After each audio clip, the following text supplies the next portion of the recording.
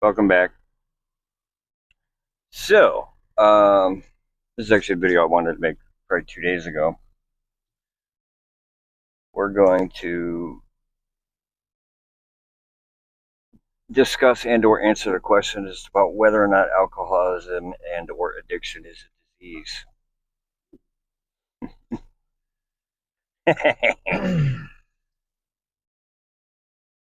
It's funny. I just Yeah, I know. That's why that's why I brought it up. talking about this earlier. Exactly why I brought it up because it's still fresh on your mind. So I'll go first. In the Big Book of Alcoholics Anonymous, they classify alcoholism as a terminal disease, meaning there is no cure and it will cause death. And to some extent, that is partially true. Um, at the time of writing, with that book being in the 30s, that was probably the easiest way to classify it. I personally believe that it is far more complex than what the classification of disease allows. Um, and yes, I am aware of the fact that the CDC lists it as a disease as well. But as an example, let me clarify. If you look at the definition of life, okay, um, what denotes whether or not something is alive is essentially it's got a metabolism. Um, there's a few other things I can't remember. One of the big things is that it can reproduce itself. Okay, and this is the reason a virus is not classified as true life is because it cannot reproduce itself without a host. Yet, other than that, for all intents and purposes, it is an alive single cell organism. Okay. But the point is while that classification encompasses 99.9% of all things that we discern as life, same thing. The classification of disease works for 99.9% of what things that we would call a disease. Um, in this particular case, because in my opinion, addiction and or alcoholism is a multi-tiered, multifaceted problem. It can't just be limited to the physical definition of disease because there is a mental, emotional, and spiritual aspect to it as well. So for me personally, I look at it more as a disorder. Do I think it is 100% curable? I'm not sure. I do think it's very manageable. Um, Not too dissimilar to somebody who's been diagnosed with, diabetes, for example. Um, Without proper diet and care and management, yeah, it will effectively kill them. Well, it's the same thing with addiction and alcoholism. And it doesn't have to be drugs and alcohol. You can work yourself to death. You can gamble yourself into misery. You can, so for me, that's why I don't just classify it as a disease because there are so many behaviors and whatnot out there that most everyday people don't think of as addiction. Yet, by definition, they are. Yep. Addiction is it's escapism. It's anytime you're going to an external to fix an internal problem.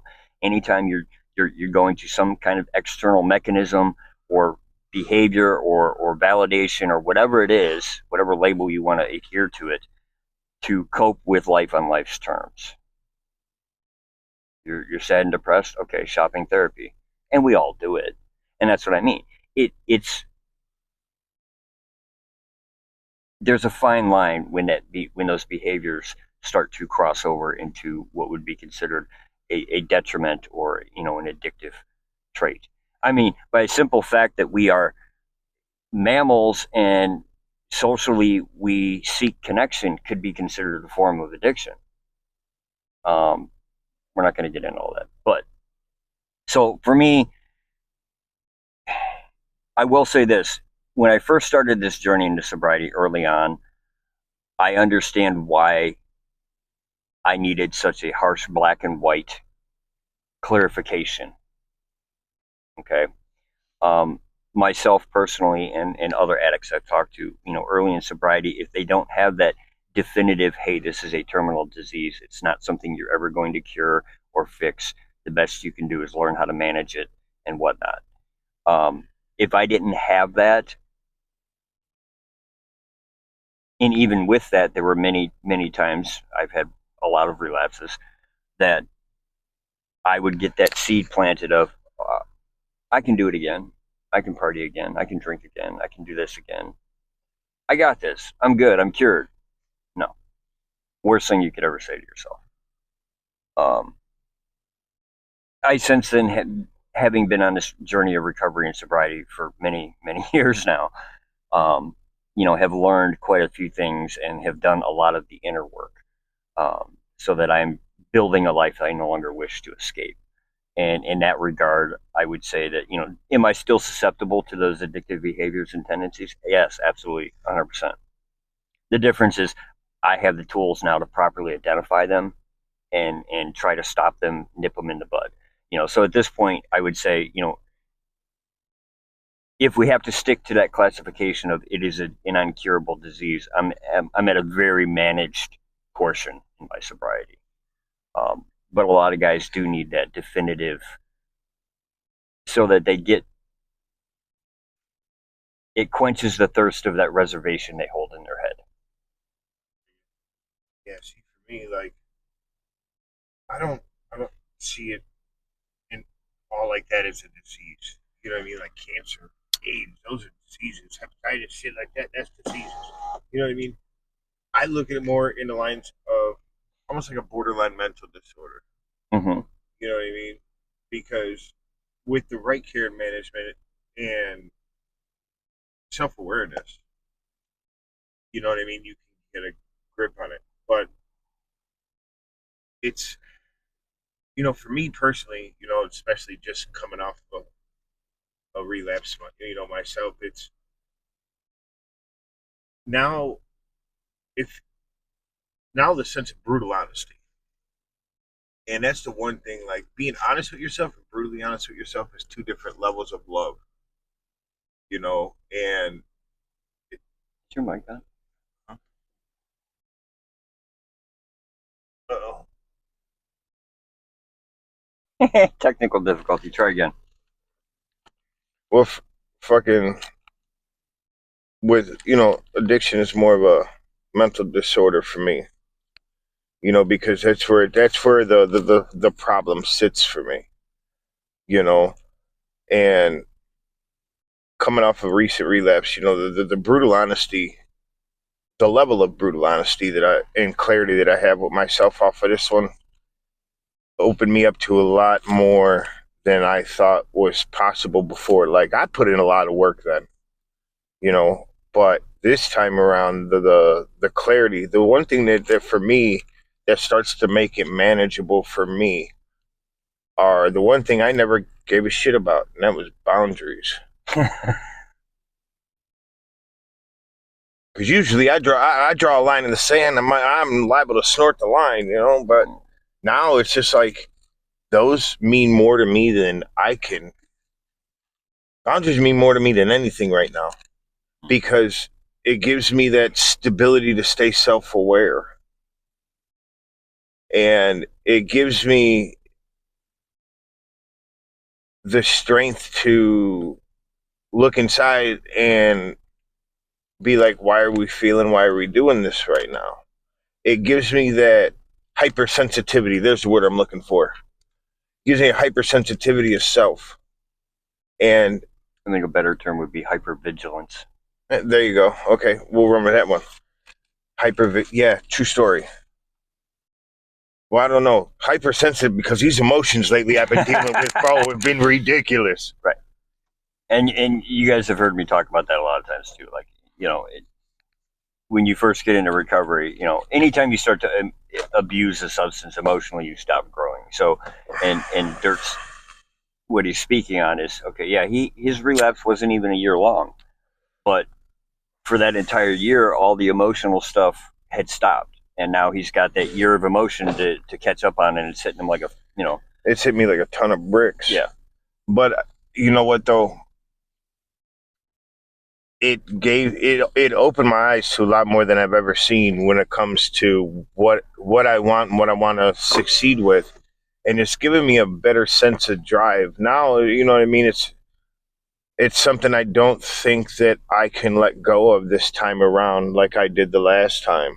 You know, that dishonesty and clarity and the boundaries. Those three things have brought back an unfelt confidence and power that I haven't tapped into. Like I feel like my inner being's in his 20s. You know, like it's because I was confident, well spoken, and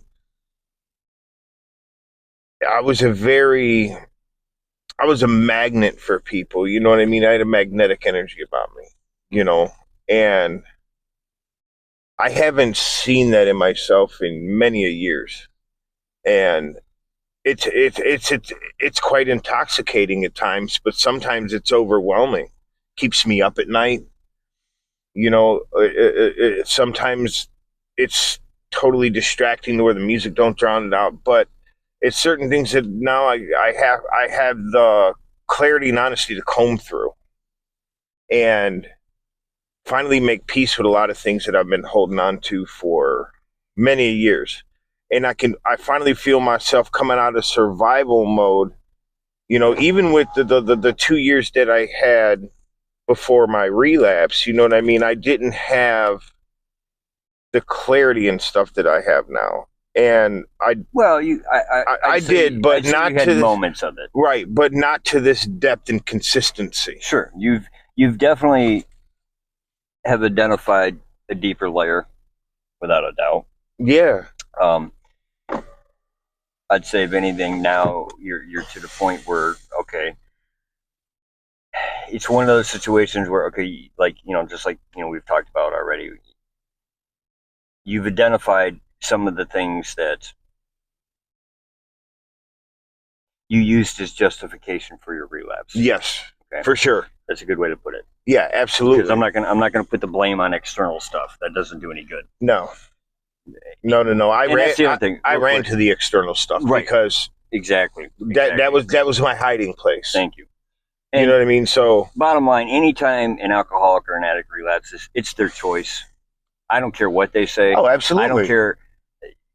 You know, oh, this so and so died and this happened. And well, you know what? You still made the choice, just like I did, just like Chris has, just like every other addict in the world has. Okay, you know, it's always our choice. We might scream bloody murder that it's some external factor, and you know, that's where the whole selfishness and self-centeredness of an addict or an alcoholic comes into play. You know, we have this weird fucked up, and we'll go into that at some point about why we think the way we think, and it's, you know, the whole world would be great if everybody listened to me. Say that shit again. It's what we call self-will run riot. So anyway, long story short, you know, yeah, I would say you've definitely identified where, as you said, where you ran to, you know, where essentially that same addictive behavior or coping mechanism just switched substances. Well, yeah, absolutely, because it switched substances after I decided to piss my marriage away and everything like that. Right. Know? Well, and that's the thing. And this is what, you know, I've talked about cross addiction before, and how most addicts, once they get sober and they get off the drugs and the alcohol, they start to display essentially what most clinicians would call codependency mechanisms. Oh yeah. And that's exactly what it is. You know, we turn into people pleasers. We you know, constantly chase. It's basically another dopamine hit. Yeah. Oh yeah, for sure. We've literally traded a drug for external validation and praise and energy drinks and tons of caffeine, hero worship, all kinds of shit. You know, it's complicated. Which is why, coming back full circle back to what we started with, as to whether or not alcohol and addiction are diseases or not. You know, because there are a lot of people out there who display, for example, codependency and even narcissistic tendencies.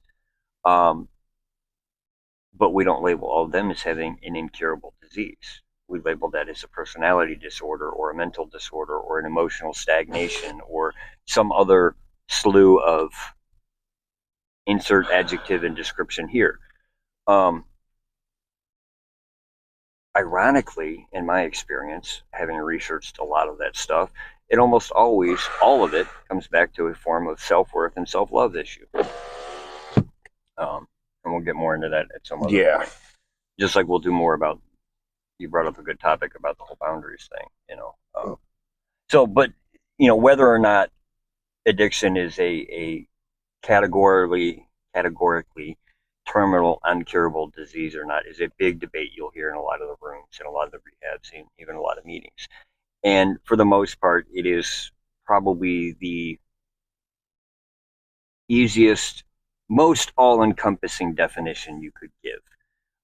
But when you really start to dig down into it, I think it's far more complex and has many, many more layers than what that definition allows. For sure. And everybody's definition seems to be a little bit different, when it comes to what addiction is. It's all got a common ground.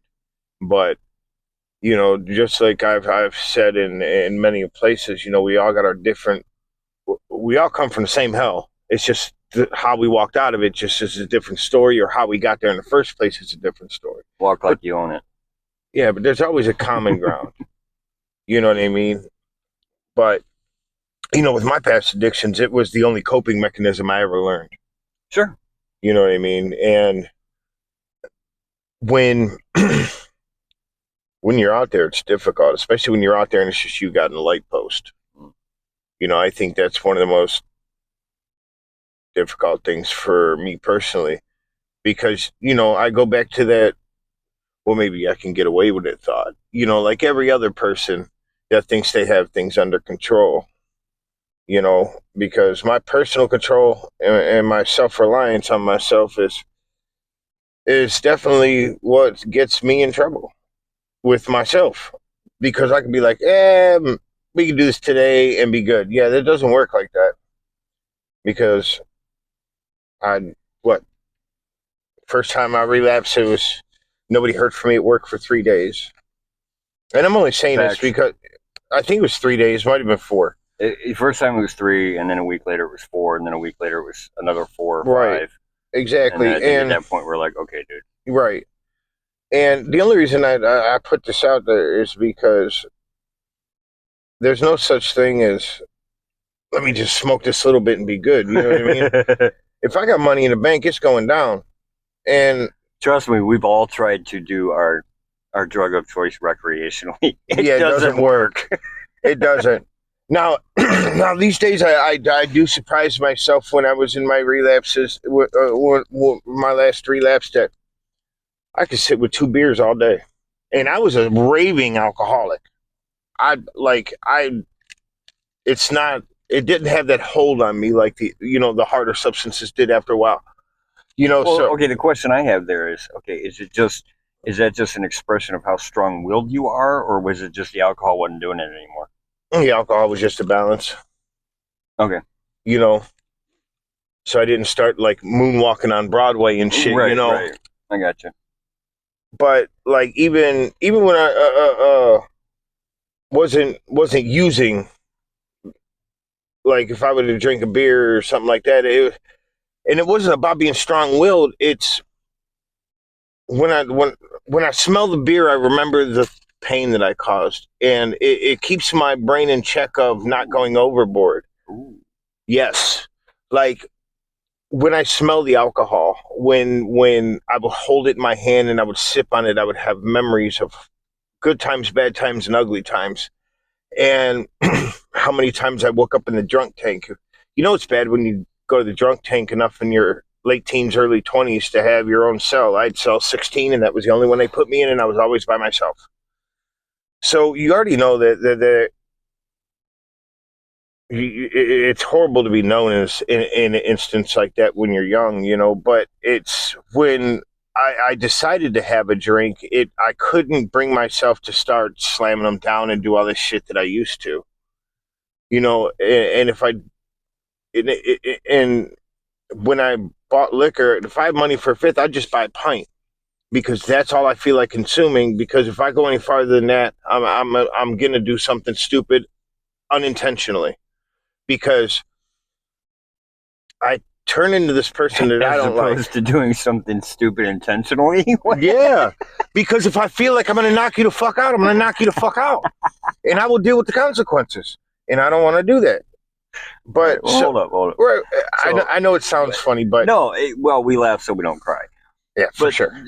You mentioned a very valid point there. You talked about how just the smell of alcohol would trigger these certain memories and stuff. And what you're speaking of right there is essentially what they call the trigger and then the phenomena of craving. And it's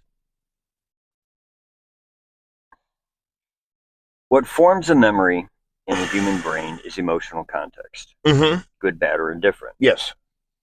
Well, it's the same thing with triggers and cravings. What forms that memory is emotional context.